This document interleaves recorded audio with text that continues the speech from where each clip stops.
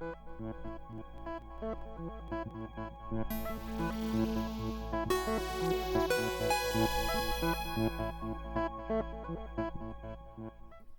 of the hardest parts of any project is just figuring out how to get started. And when it comes to doing research, you should really ask yourself what kind of a person you are. Who are you? What do you want? What do you enjoy? Picking a good research topic does take some time and some introspection and some honesty. You might have certain subjects that you care about quite a lot, but you just don't really want to talk about them necessarily, or you don't want to admit that that's something that you like.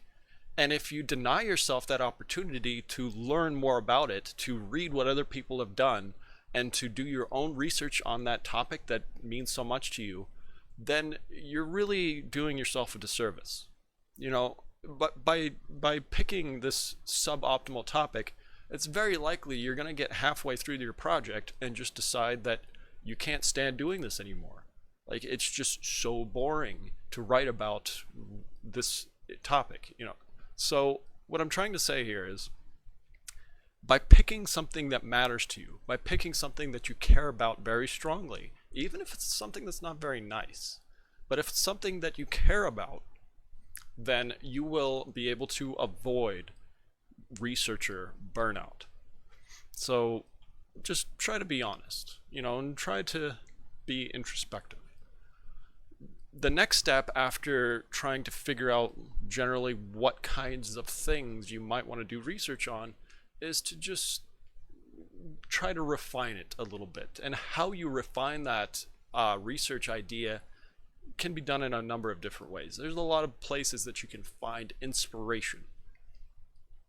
Research questions do often start as just general ideas, focusing on some behavior you might find interesting, like driving or aggression or relationships or something like that, or a psychological characteristic, something like intelligence or personality. But when it comes to refining that into an actual idea for moving forward, there's three places that you could look. Three common sources of inspiration: informal observations, practical problems, and previous research. So when I say informal observations, what I mean is, well, good ideas that can be found by just observing other people or observing yourself. So you could take note of what kind of personal interests you have. Like maybe you really like business, like you want to be a business major.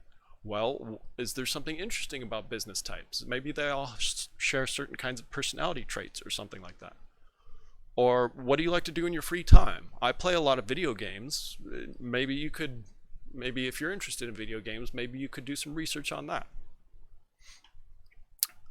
Besides observing yourself in that way, like I mentioned, you can observe other people. Just go out into the world, which is kind of hard to do nowadays, but go out into the world or go online and just watch people do stuff.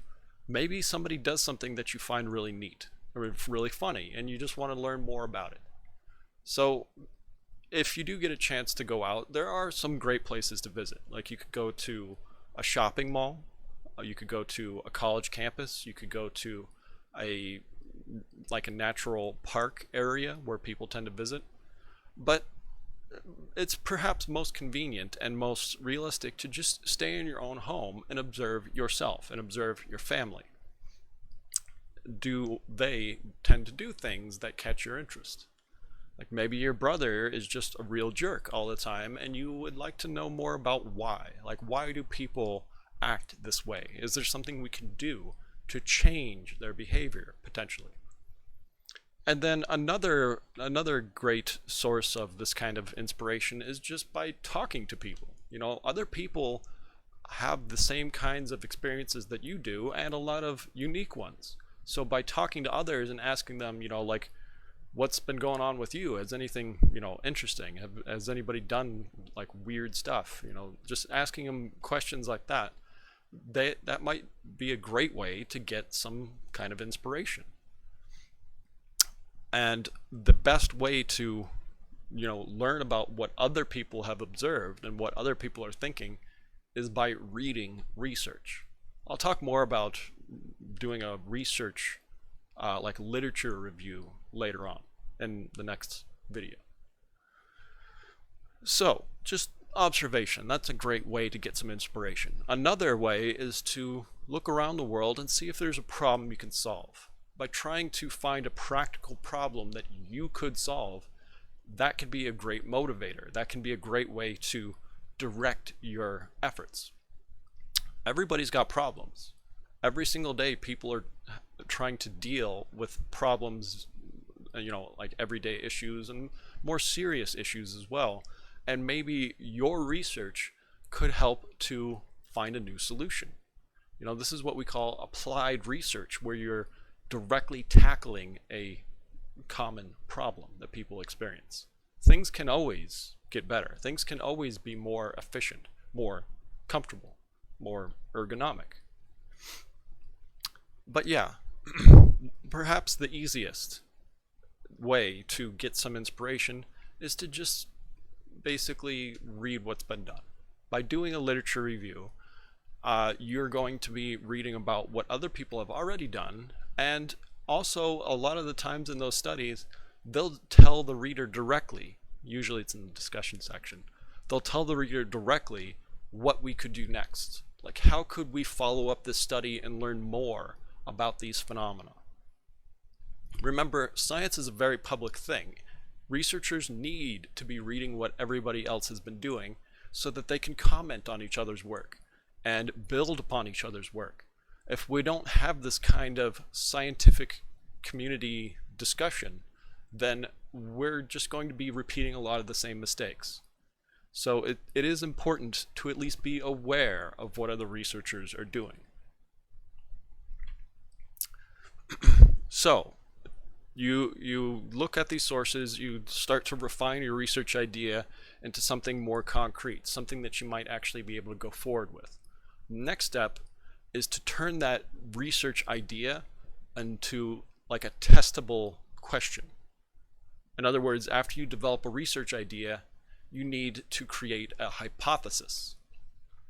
One popular way to do this is to just, as I mentioned earlier, plagiarize to a certain extent. A lot of researchers in their discussion sections, they will straight out state what the next hypothesis could be. And maybe you're the individual to test it. Maybe you're the person that's actually going to follow up their study and answer their question. I mean, you could come up with your own hypotheses, but that generally takes a bit more effort, because you're going to, instead of just reading one study and following it up with their suggestion, you're going to have to read a number of studies and see how they're related and start to connect the dots and find the missing piece that way. So, as you can imagine, that can take quite a lot longer. So you can, by doing all this research, by reading all the previous stuff that's been done, you can come up with some pretty neat new ideas. Besides the authors specifically saying what you could do, you can also find those gaps like I was describing. When you start to connect the dots from all the studies that have been published, you'll notice that there are some empty spaces that you could fill. You could be the person who goes in that new direction, discovering some new phenomenon, perhaps. So I can't stress enough the importance of looking at discussion sections. I think it's pretty ridiculous that when it comes to published research, the most important section, the section where all the interesting stuff is stated in the simplest of terms, I think it's ridiculous we put that section at the end. So when you're out there and you are doing a research review, and when you are reading what other people have done, I strongly recommend you skip to the discussion section and you read that first. And then after you've done that, then you can go back and look at the other stuff, because as I keep saying, that's where you find some really good ideas for what you might be able to do next. So you have to do your homework. You need to go out there, you need to collect that information, you need to see what's been done and see what you could do next. And it can take quite a while. Research reviews, reading the previous literature, there's a lot of stuff out there. So you're not going to be able to come up with a great research idea overnight. You might have a broad one already, but in order to make it something that you could actually move forward with, you really need to do your homework. You really need to hit those books or electronic books on the internet. And I'll talk in a lot more detail in the next video about how exactly you can go about doing that. But when it comes to, refining this idea into something more testable, there does come to be a point where you just kind of have to commit to it. You don't want to invest a lot of time and effort into one particular topic and then halfway through you decide you hate it. That's just going to be a massive waste of time. So before you even get started, you really need to make sure that you're being honest with yourself and that this is something you truly do really care about, so that once you have gotten into it, you can commit to it fully, like this. And thankfully, there are some criteria that we can, rely on to evaluate how good your research idea is. So the first criteria, the quality criteria for research questions, is it interesting? So is there some debate on this subject? Is there some doubt as to how this topic exists? Or maybe there's a controversy in the research regarding this particular topic you're interested in. Maybe there's a gap in the published research, and a lot of researchers are talking about how we should fill that gap. And maybe some new findings you have, maybe that can have practical implications. So yeah, to put it shortly, is your topic interesting? Do people care about that topic? The second criteria is feasibility. In other words, is this research that you could actually do? Do you have enough time to do this kind of research? Do you have enough money? Do you have enough background knowledge and enough skills? Do you have the technology? Like, could you do it? Is it something that you could possibly do? Because the most interesting research question in the world is pointless if you can't actually test it, right? So you need to make sure you're being realistic with what your prospects are. But after you've answered these questions, after you've picked your research idea and you've determined that this is a good one, this is something you really do care about, and it's something that other people are likely going to find very interesting, and you could actually feasibly do it, once you make those determinations, you need to keep in mind that this is a big project, okay? And you need to try to not look at the big picture. Just if you look at the big picture, you can easily become overwhelmed. So just take it one step at a time. Scientific research is long and sometimes very difficult. So just focus on the task at hand. Once you come up with a good research topic, just go to the next step, one step at a time, okay?